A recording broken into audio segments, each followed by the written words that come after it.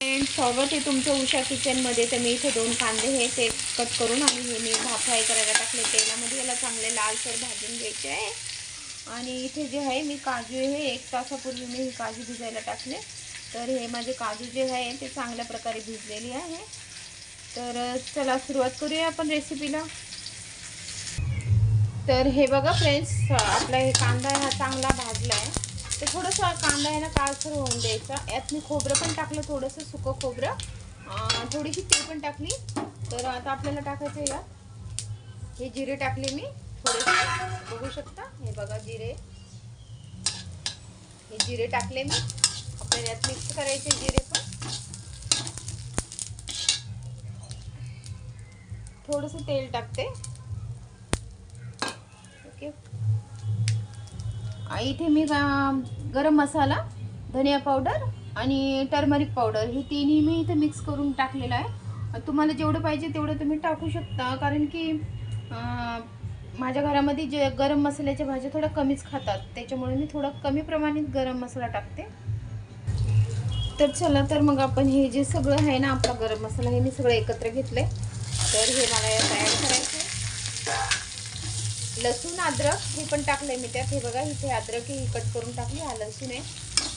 Blog खूप मोठा होतो, व्हिडिओ आहे ना खूप मोठा होऊन जातो ब्लॉग, तर त्याच्यामुळे लोक बघत पण नाही जास्त मोठा ब्लॉग.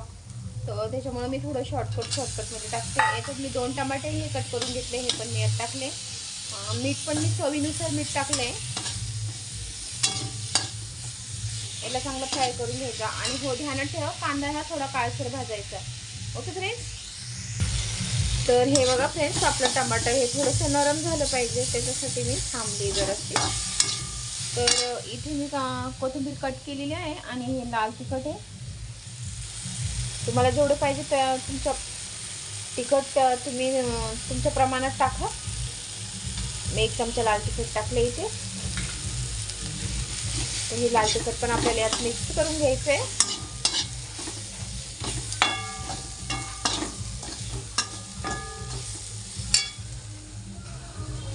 इथे मी कोथिंबीर कट करून घेतली. ही कोथिंबीर जी आहे मी ती मसाल्याबरोबर वाटणार आहे आणि थोडीशी कोथिंबीर जी आहे भाजी शिजल्यानंतर वरतून टाकणार आहे.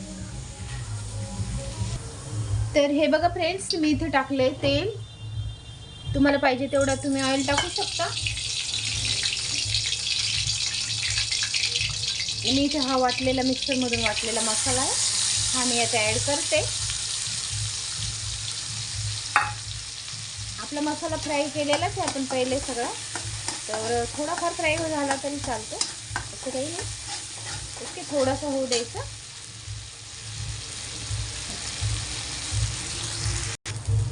तर हे बघा फ्रेंड्स, हा आपण तेलामध्ये पण याला चांगलं 2-3 मिनटं मस्त परतून घ्यायचं आहे. तर हे बघा आपला मसाला हा तेलामध्ये चांगला फ्राय झालेला आहे.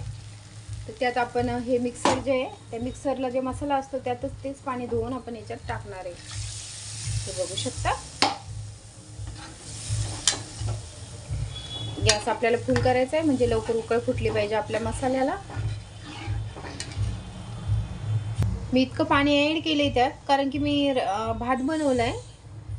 तर राईससाठी आपल्याला थोडीशी म्हणजे पातळच पाहिजे, थोडा रस्सा पाहिजे ना भाजीला, तर नाहीतरी ती काजू कढीच आहे. तर इथे हा कढीपत्ता आहे. मी जो फोडणीला टाकायचा होता मी तो टाकला नाही, चालतं असं वरतून टाकला तरी चालतं. मी कढीपत्ता आहे हा तोडत नाही आहे, कारण की अखंडच टाकते मी यात. हा कढीपत्ता मी यात टाकला आहे. इथे आहे आपले काजू. तर आपल्याला हे काजू आहे हे पण आपल्याला मसाल्यामध्ये ॲड करायचे. ओके. तर मसाला उकळायची काही वाट बघायची नाही, काजू त्यात ॲड करून द्यायचे, म्हणजे आपल्या ते काजूचा रस आहे ते मसाल्यामध्ये मस्त उतरतो. आणि इथे ही कोथिंबीर, ह्या कोथिंबीर आपल्याला टाकायचं आहे, वरतून ॲड करायची कोथिंबीर.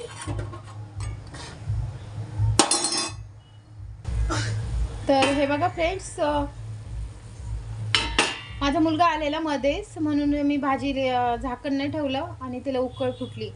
ते मांजर आहे ना आमचं, मांजरीचं पिल्लू, तर ते गेलेलं बाजूवाल्यांच्या घरामध्ये, तर मग त्याला घेऊन आली मी, म्हणून मी झाकण ठेवलं नाही. त्याला 10 मिनटं असं झाकून ठेवायचं आहे आपल्याला. ओके फ्रेंड्स, गॅस थोडा मंद करायचा. तर हे बघा फ्रेंड्स, आपली काजू कढी ही झाली असेल. मी तिला चांगलं मंद आचेवर 10 मिनटं उकळून दिलेली आहे. तर हे बघू शकता तुम्ही किती छान आपली काजू कढी झालेली आहे. आणि हे बघा साईडला तरी पण इतकी मस्त आलेली, तर बघू शकता तुम्ही. हे बघा छान तरी आलेली आहे, बघू शकता. हे बघा खूपच छान आणि स्वादिष्ट आपली काजू कढी झालेली आहे तयार. तर यात हे काजू कढीला आपण चपाती बरोबर बी खाऊ शकतो आणि भाताबरोबर बी खाऊ शकतो. तर मी तर भातच बनवलेला आहे आणि चपाती पण बनवली मी. तर या तुम्ही काजू कढी खायला. आणि माझी रेसिपी ही नक्कीच ट्राय करा फ्रेंड्स. माझ्या चॅनलला होईल तर शेअर करा तुम्ही आणि माझं चॅनल सबस्क्राईब बी करा आणि बेल आयकॉन हे नक्कीच दाबा फ्रेंड्स. Bye friends.